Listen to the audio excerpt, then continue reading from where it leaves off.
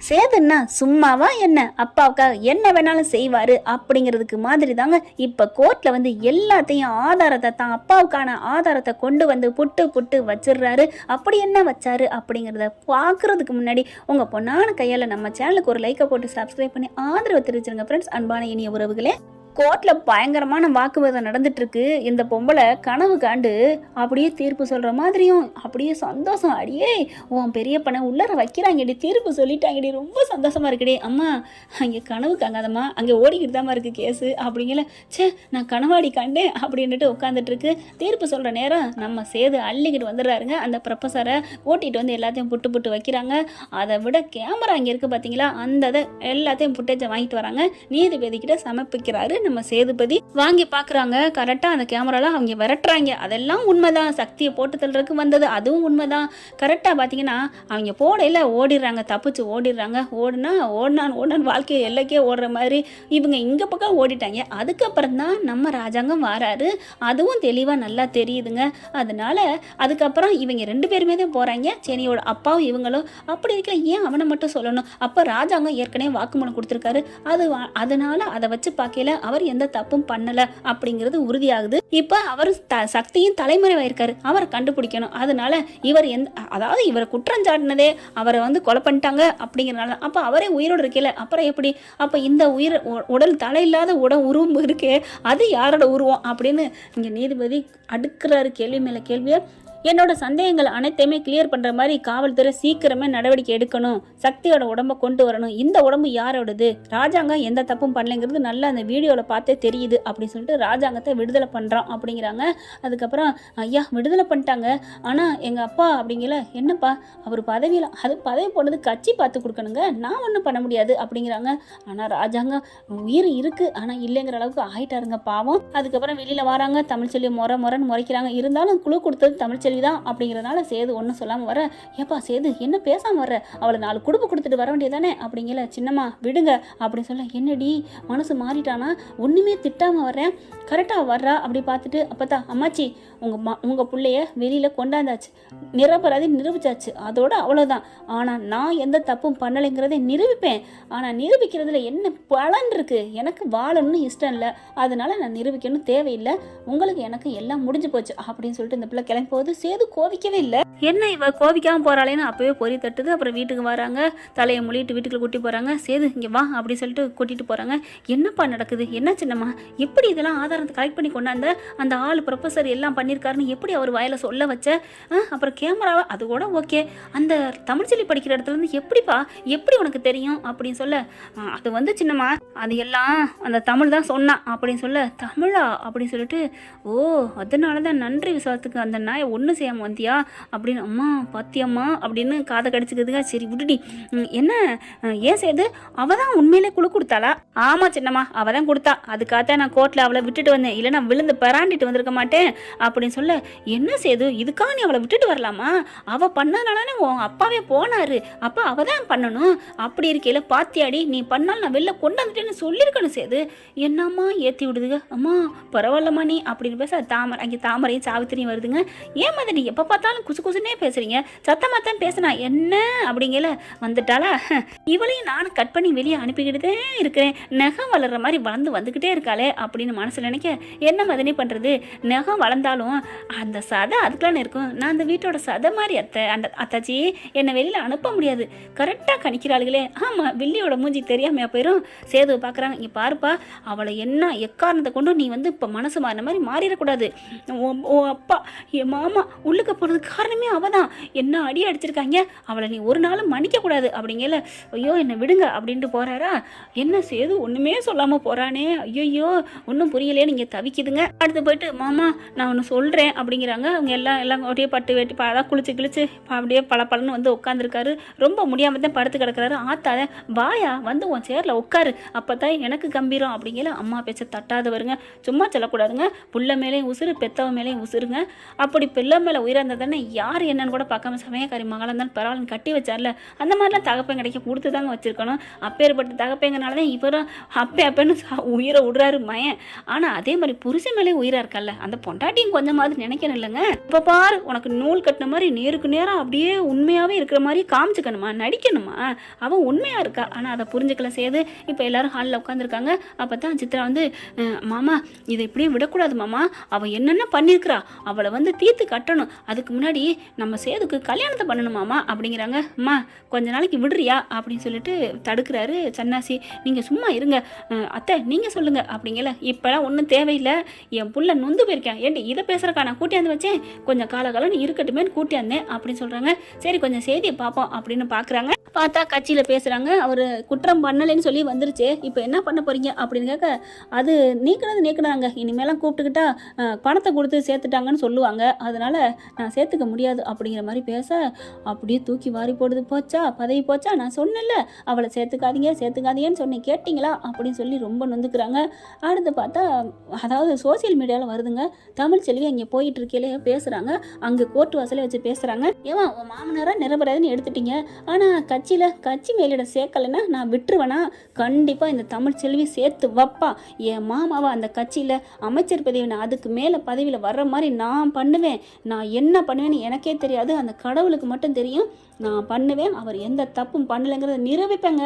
ஏங்க உங்களையும் வீட்டை விட்டு விரட்டிட்டாங்க, அப்புறம் நீங்கள் அவங்களுக்காக பேசுகிறீங்க? ஏங்க வீட்டை விட்டு வந்திருக்கிறது வராமல் போகிறது நானாக வந்தது அதெல்லாம் வேறு விஷயம், ஆனால் அந்த மனுஷன் தனிப்பட்ட மனிதன், அந்த மனசு தங்கமான மனசு, அந்த மனசை இழந்தால் அவருக்கு ஒன்றும் நட்டம் இல்லை, இந்த தமிழ்நாட்டு மக்களுக்கு தான் நட்டம். நல்லா அவரை தெரிஞ்சவங்களுக்கு தெரியும், அவர் சொக்க தங்கன்னு. என் மாமன் கூட விடுங்க, நம்ம அமைச்சர் நல்லவர், நான் அடித்து சொல்லுவேன். நீங்கள் சொல்லுங்கக்கா, அக்கா நீங்கள் சொல்லுங்கக்கா, உங்களுக்குலாம் எவ்வளோ உங்கள் பொண்ணு கல்யாணத்துக்கு உதவிருக்காரு அப்படிங்களா? ஆமாம் ராஜாக்கா தான் உதவிருக்காரு, நீங்கள் சொல்லுங்கள் பாட்டி அப்படிங்களா? ஆமாம்மா நான் ரொம்ப முடியாமல் கிடந்தேன், என் வீட்டுக்காரும் இல்லாமல் அவர் மாதம் தனியாக எனக்கு மட்டும் எங்கள் குடும்பத்துக்காண்டி 3000 கொடுக்குறாரு தெரியுமா? யார் கொடுப்பா? கவர்மெண்ட் கொடுக்குற மாதிரி அதை விட கூட கொடுக்குறாரு. ஒவ்வொருத்தோட கேட்குறேன், அக்கா நீங்கள் சொல்லுங்கள், தம்பி நீங்கள் சொல்லுங்கள், எனக்கு படிப்பு செலவுக்கு அவர் தான் கொடுக்குறாரு, நான் என்ன பண்ணியிருப்பேன், நான் 10ஆவதோடு நிப்பாட்டிட்டேன், அவர் தான் மேற்படிப்புக்கு எனக்கு படிக்க கொடுக்குறாரு. ராஜாங்க மாதிரி நல்லவர் யாருமே உலகத்தில் பார்க்க முடியாதுக்கா, நீங்கள் சொல்கிற மாதிரி சரிதாக்கா அப்படின்னு தமிழ் சொல்ல, போதுமா அப்படின்னு நிறுவரை பார்த்து தமிழ் சொல்லி கேட்குறாங்க. இந்த ஒன்று ஆதாரத்தை விட வேறு என்னங்க வேணும்? மக்கள் சக்தி மகேசன் தீர்ப்புன்னு சொல்லுவாங்க. நான் கண்டிப்பாக இந்த இதை ஃபார்வேர்ட் பண்ணுங்க, அமைச்சர் அம்மா வீட்டுக்கு போகட்டும், அவங்க கண்டிப்பாக என் மாமாவை சேர்த்துப்பாங்க. அமைச்சர் அம்மா நான் சொல்கிறேன் கேட்டுக்கோங்க, உங்களுக்கு தெரியாதில்ல, உங்கள் கட்சியில் இருக்க எத்தனை அமைச்சர்கள் எம்எல்ஏக்கள் இருக்காங்களோ அவங்க எல்லாரையும் மனசில் வச்சுட்டு கண்ணை மூடிட்டு பாருங்கள், ராஜாங்க மாமாவையும் பாருங்கள், யார் நல்ல மனசோடு இருக்காங்கன்னு தெரிஞ்சுட்டு உங்களுக்கு பிடிச்சிச்சுன்னா எங்கள் மாமாவை கூப்பிட்டு வச்சு நீங்கள் பதவி உயர்வு கொடுக்கணும், அவங்கள சேர்த்துக்கணும். இல்லை நீங்கள்லாம் மனிதர்களாக இருக்கிறக்கே தகுதி இல்லைன்னு அர்த்தம். ஒரு மனித உருவத்தில் வாழ்ந்துட்டு இருக்க தெய்வம் எங்கள் மாமா அப்படின்னு எல்லாம் பார்க்க, அமத்தா சொல்கிறதுக்கு இது அவள் பேச கேட்க வேணாம் அப்படின்னு சொல்லிட்டு ஈஸ்வரி தடுக்குது. ஏய் சும்மா ரெடி அப்படின்னு அப்பத்தா அப்படியே சந்தோஷம் தாங்கலை. சேது பார்க்குறாரு, அப்படியே என்ன இவ்வளோக்கு பேசியிருக்கா ராஜாங்கம் பார்க்குறாரு. சரி அதை வைங்க அப்படின்னு சொல்லிடுறாரு. அவரால் ஒன்றும் சொல்ல முடியலை. அடுத்த ஒரு 5 நிமிஷத்தில் பார்த்தா ஃபோன் அடிக்குது ராஜாங்கத்துக்கு. அப்படியே வேகமாக சன்னாசி எடுத்துறாரு. அண்ணே அமைச்சரம்மா அப்படிங்கிற, அமைச்சரா அப்படிங்கிற, அதாவது மேலதிகாரி அவரோட பொண்டாட்டி எடுத்து ஸ்பீக்கரில் போகிறாங்க. அம்மா வணக்கம்மா அப்படிங்கிறாங்க. ராஜாங்கம் என்னை மன்னிச்சிருங்க, உங்களை கையெடுத்து நன்றி மன்னிப்பு கேட்குறேன் அப்படின்னு சொல்ல, என்னது மன்னிப்பா, அதெல்லாம் வேணாம் எதுக்கு அப்படிங்கிறாங்க. நான் ரொம்ப தப்பு பண்ணிட்டேன், நீங்கள் டிவியில் நியூஸ் பார்க்கலையா? நியூஸ் பார்த்தேன், நீங்கள் தான் சேர்க்க முடியாதுன்னு சொல்லிட்டீங்களே, அது 10 நிமிஷத்துக்கு முன்னாடிப்பா, 5 செகண்டுக்கு முன்னாடி, இப்போ பாருங்க அப்படிங்கிறாங்க. போடுறாங்க, நீங்கள் பாருங்க அப்படிங்கிறாங்களா. பார்த்துக்கிட்டு அவங்க இப்போ இங்கே தான் நாங்கள் தேர்தல் பிரச்சாரத்துக்காக வந்திருக்கிறோம் அப்படின்னு சொல்லிட்டு ஃபோனை வைக்கிறாங்க. பார்க்குறாங்க, பார்த்தா நாங்கள் அவரை எல்லா இதுலையும் சேர்த்துக்கிறோம், நாங்கள் தெரியாமல் தப்பு பண்ணிட்டோம், தமிழ்ச்செல்வி சொன்னதுக்கப்புறம் தான் எங்களுக்கே புரிஞ்சிச்சு, அவர் உண்மையிலே வாழ்ந்துட்டு இருக்க மனித கடவுள் தான், அவர் இந்த நாட்டை வந்து அவர் இழந்தா நாட்டுக்கு தான் கேடு அப்படிங்கிற மாதிரி பேசிட்டு அவர் எல்லாத்தையும் சேர்த்துக்கிறேன்னு சொன்னோன்னா ராஜாங்கத்துக்கு சந்தோஷம் தாங்கலை. கரெக்டாக பார்த்தீங்கன்னா காரு சர்ரு புருன்னு வருதுங்க. என்னாச்சு வீதியில் எல்லாரும் பார்க்க, அங்கேருந்து எல்லாம் அந்த மேலதிகாரி பூரா பொண்டாட்டி பிள்ளைங்க அம்பிட்டு வராங்க. 10 பேர் வெள்ளையும் சொல்லையுமா அப்படியே ராஜாங்க ஐயா வாழ்க, அட அடங்கொய்யால எல்லாம் வர இவரும் எந்திரிச்சிடாரு, வேகமா வராங்க. உட்காருங்க ராஜாங்க, உங்களுக்கு உடம்பெல்லாம் வலிக்கும், அடிச்சிருக்காங்களாமே. ஏன்னா தமிழ்ச்செல்வி எல்லாத்தையுமே சொல்லுது, அடிச்சுட்டாங்க எங்க மாமாவை அப்படின்னுட்டு பாக்குறாங்க. என்னை மன்னிச்சிருங்க, உங்க வீட்டுல உண்மையிலே உங்க மருமக மாதிரி உங்களை புரிஞ்சுக்கிட்டது, இந்த வீட்டை புரிஞ்சுக்கிட்டது சத்தியமா வேற யாராலையும் முடியாதுங்க. அப்படிப்பட்ட தங்கமான பொண்ணை எப்படியா நீ வேணான்னு சொன்ன அப்படின்னு சேதுவை பார்த்து கேட்க தலையை தொங்க போடுறாரு. அம்மா என்னம்மா தமிழ் கொடி பறக்குது அப்படின்னு சொல்ல, ஆமாடி தமிழுக்கு எப்பவுமே மவுசு தான், அதாவது தமிழ் நம்ம மொழியை சொல்றேங்க. அது இப்ப நானா சொல்லிக்கிட்டேன், அது எதை விட்டுருங்க, அது மனசுக்குள்ள இருக்கட்டும். ஏன்னா தமிழ் என்னைக்குமே தமிழ் தானே, தமிழ் மாதிரி எந்த மொழியும் உலகத்துல இல்லைன்னு பாரதியாரே சொல்லியிருக்காரு இல்லையா. அப்புறம் பார்த்தீங்கன்னா என்னை மன்னிச்சிருங்கன்னு அந்த அம்மா என்ன பண்ணுது, ரொம்ப மன்னிப்பு கேட்குது. இல்லைங்க, எனக்கு இனிமேல் கட்சியில் வர என்ன இல்லை அப்படிங்கல. இல்லை ராஜாங்கம், அந்த பொண்ணு பேசுன கேட்டு மக்கள்லாம் பாருங்க அப்படின்னு காமிக்க, ராஜாங்க ஐயா சேர்த்துக்கங்க, நாங்கள் உங்கள் கட்சியில் உங்களை தெய்வமாக நினைக்கிறோம், அப்படி நீங்கள் தெய்வம்னா இந்த தெய்வத்தையும் சேர்த்துக்கங்கன்னு இவங்களுக்கு ரெக்வஸ்ட் வச்சுருக்காங்க. ஆனால் யாருமே எங்களை திட்டலை பாருங்களேன், அப்போ உங்கள் மேலே உள்ள மரியாதை தான் அப்படின்னு சொல்லிட்டு, இப்போ நீங்கள் சேருவீங்களா மாட்டீங்களா அப்படின்னு சொல்ல, இல்லை அப்படிங்கிறாங்க. அப்போ நாங்கள் இங்கே தான் எல்லாரும் உட்காருவோம், நீங்கள் சேருவேன்னு சொன்னா தான் நாங்கள் இங்கே இடத்த விட்டு போவோம், உட்காருங்கப்பா எல்லாரும் அப்படின்னு வந்திருக்க ஒரு 20-30 பேர் உட்காந்துடுறாங்க. ராஜாங்க கட்சியில் சேருங்க, ராஜாங்க ஐயா கட்சியில் சேருங்க அப்படின்னு சொல்லிட்டு இவருக்கு மனசு கேட்கலங்க. அப்படி எந்திரிச்சு போக போறாரு. ஐயா அப்படின்னு கையை பிடிக்குது, அவரும் அதே மாதிரி கையை பிடிக்கிறாரு. பெத்ததுக்கு ரெண்டுமே, அதாவது அம்மாவும் பிள்ளையும் அப்படியே பிடிக்க, அப்பா மவனே அப்படிங்கிறாங்க. ஏன்டா எனக்கு ரொம்ப நொந்து போயிட்டேன், எனக்கு மனசு சரியில்லை, என்னை விடுங்க அப்படின்னு சொல்லிட்டு போறாரு.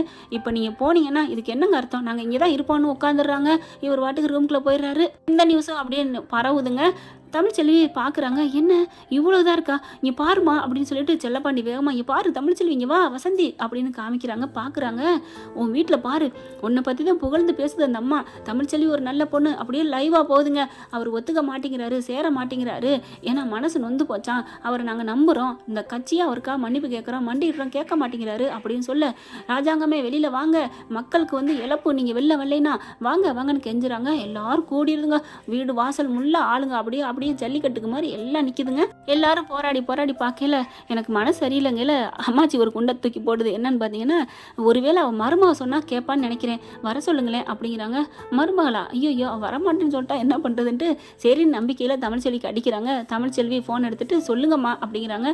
உங்க மாமா வரமாட்டேங்கிறாருப்பா, கட்சியில சேர மாட்டாராம், நாங்க எவ்வளவு கெஞ்சி பார்த்துட்டோம், நீ வர்றியா அப்படிங்கிறாங்க. எங்களை மன்னிச்சிருங்கம்மா, அவருக்காக நான் குரல் கொடுப்பேன், ஆனா அவங்க வீட்டுல நான் என் நிழல் கூட படாது அப்படின்னு சொல்லிட்டு வச்சிடுறாங்க. என்ன இவ்வளவு கோவமா இருக்காளே, சேது பாக்குறாங்க. நாங்க பண்ணுனது கொஞ்சமா நெஞ்சமா அப்படிங்கிற மாதிரி மனசாட்சி உள்ள மனுஷனா தான் நினைப்பாரு. ஆனாலும் பேசாம இருக்காரு. ஈஸ்வரி ஐயோ போச்சே, இவனை தரமட்டமா ஆக்கினாலும் தலை தூக்கிடுறானே இந்த தமிழ்ச்செல்வினால அப்படின்னு புலம்பி தள்ளுதுங்க. ஈஸ்வரி என்ன பண்றதுன்னு தெரியல. ஐயோ இப்ப என்ன பண்றது, இங்க பாருங்க அம்மா, நீங்க போங்க, அவர் நாளைக்கு நான் என்ன சொல்றான்னு சொல்றேன், வாய் மூடுமா அப்படின்னு சொல்லிட்டு ஒரு அம்மா எந்திரிச்சு சொல்ல, என்னது அங்க இன்னொரு அம்மா, கட்சியில இருக்கவங்களாம் சும்மா விடுவாங்களா, ஒரே தள்ளு அப்படின்னு தள்ளிட்டு போக, அம்மா என்னை நக்கீராளுகம்மா, நீ ரூமுக்குள்ள போடி அப்படின்னு பார்த்தா அங்க இன்னும் 10 பேர் வர்றவங்க ரூமுக்குள்ளேயும் போதுங்க. வீடு தோட்டம் ஃபுல்லா ஆள் ரொம்புது. இப்ப என்ன பண்றது ஒன்றும் புரியலையே அப்படின்னு சொல்லல ராஜாங்கத்தை கூப்பிடுறாங்க. வெளியில வராரு. அம்மா தயவு செஞ்சு கெஞ்சி கேட்குறேம்மா, எனக்கு மனசு சரியில்லைம்மா, நீ மனசு இல்லை நான் விட மாட்டோம், இப்ப கடைசியா கெஞ்சி கேட்குறேன்னு ராஜாங்க காலில் அந்த அம்மா விழுந்துருது. அம்மா என்னம்மா, நீ வரலைன்னா என் கட்சியை விட்டு எங்களுக்கு நானே விளையிடுறேன் அப்படின்னு சொல்ல திரும்ப போறாங்க. அம்மா நில்லுங்க அப்படின்னு சொல்லிட்டு, நான் சேர்ந்துக்கிறேம்மா. என்னப்பா சொல்ற, நான் சேர்ந்துக்கிறேன், கட்சியில இருக்கிறேன் போதுமா அப்படிங்கிறாங்க. ரொம்ப நன்றிங்க சார் அப்படின்ட்டு எல்லாரும் எந்திரிங்க, சார் ஐயா சேர்ந்துக்கிறேன்ட்டாங்க, இருங்க எல்லாரும் எந்திரிக்க வேணாம் அப்படின்னு சொல்லிட்டு எல்லாருக்கும் ஸ்ட்ராங்கா இப்போ வெயில் காலம் தான் கூல்ட்ரிங்க்ஸ் கொடுங்க அப்படிங்கிறாங்க. உடனே போய் சக்கு புக்குன்னு வாங்கிட்டு வந்து டிஸ்போஸ் பண்றாருங்க. கருப்புக்கு சந்தோஷம் தாங்கலை. தமிழ்ச்செல்வி வந்து உயர்வா பேசுறாங்களா, உண்மையிலே உங்க மருமக ரொம்ப நல்லவங்க அப்படிங்கிறாங்க. அப்படியே அப்படிங்கிற மாதிரி பார்க்க, அவ தானே எல்லாம் பண்ணியிருக்கிறா, இங்க பாருங்க பண்ணுனா வச்சான்னு சும்மா டுசு ஏற்றிட்டு இருக்க வேலையை விட்டுருங்க. ராஜாங்கம் நான் சொல்ற கேளு, இந்த கூட இருக்கவங்கனால தான் உங்களுக்கு கெட்ட பேர், நான் அன்னைக்கு சொல்கிறேன் இன்னைக்கு சொல்கிறேன், பார்த்துருந்துக்கோங்க அப்படிங்கிறாங்க. அப்புறம் எல்லாரும் வாங்கி குடிக்கிறாங்க. அப்புறமா அல்வா ஸ்வீட்டு எல்லாம் கொடுக்க, ஐயா எங்கள் மனசு குளிர வச்சுட்டீங்க அப்படிங்கிறாங்க. இருங்க எல்லாருக்கும் ஒரு பொட்டானம் பிரியாணி வருது அப்படின்னு எல்லாருக்கும் வாங்கி கொடுக்குறாங்க. எல்லாரும் சந்தோஷமாக கிளம்புறாங்க. பேப்பர் நியூஸ் எல்லாத்துலேயுமே வருது. நீதிமான் அப்படியே நாட்டுக்கு நிற்கிற மாதிரி நிற்கிறாங்க. என்ன ஃப்ரெண்ட், இப்படி போனால் நல்லா இருக்கு. பார்க்கலாம் என்ன நடக்க போகுதுன்னு. தேங்க்யூ. இந்த வீடியோ உங்களுக்கு பிடிச்சிருந்தா தயவு செய்து லைக் பண்ணுங்க. இன்னும் அப்டேட்ஸ்க்காக சேனலை சப்ஸ்கிரைப் பண்ண மறக்காதீங்க. நம்ம கிட்ட இருக்க எல்லா சேனல்ஸோட லேட்டஸ்ட் வீடியோ அப்டேட்ஸ்க்காக மேல ரைட் சைடுல காட்டுற லிங்கை கிளிக் பண்ணி வாட்ஸ்அப் குரூப்ல ஜாயின் பண்ணுங்க. உங்களிடம் விடைபெறுவது நான் உங்கள் மெஹர்.